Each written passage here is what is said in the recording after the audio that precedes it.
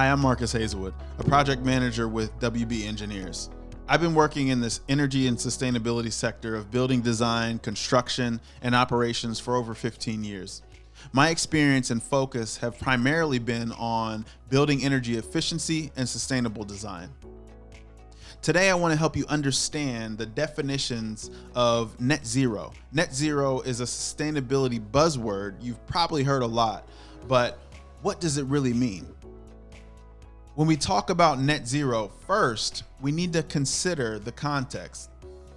Net zero pertaining to energy emissions, carbon emissions, source energy, site energy, and water usage are all different. So we need to understand them all before working to achieve a goal of net zero. So let's define net zero in relation to these specifics I just mentioned. Net zero energy emissions means that a building annually uses no more energy than is provided by the building's on-site renewable energy sources. Net zero carbon emissions is a balance between carbon that is emitted into the atmosphere and the carbon that is removed from the atmosphere.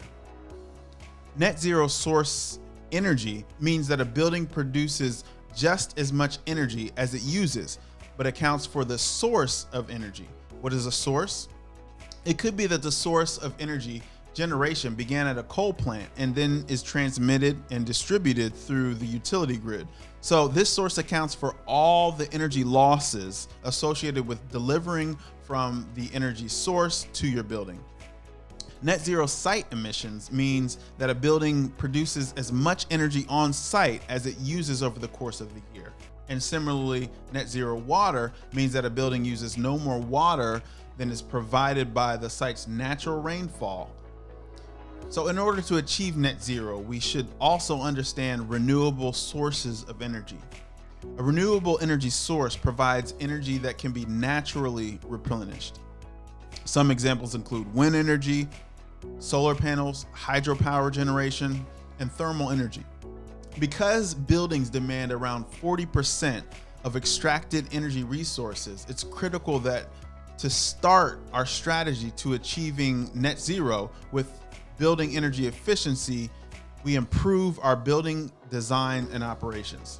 Subsequently, we need to think about how to reduce and eventually eliminate the use of carbon-intensive fossil fuels and push for electrification of buildings and vehicles.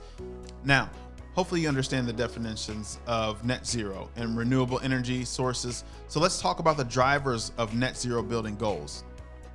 Net zero goals have been primarily driven by policy and codes, from the Paris Agreement to state mandates for energy reporting and larger buildings. States and cities have implemented policies, developed more stringent energy codes, and established greenhouse gas emissions targets for net zero performance. Policies across the U.S. are being aggressively enforced through excessive carbon emission penalties to building owners that do not comply with implementations. So I hope this video helped you understand net zero a bit more and that you appreciate the goals and initiatives around it.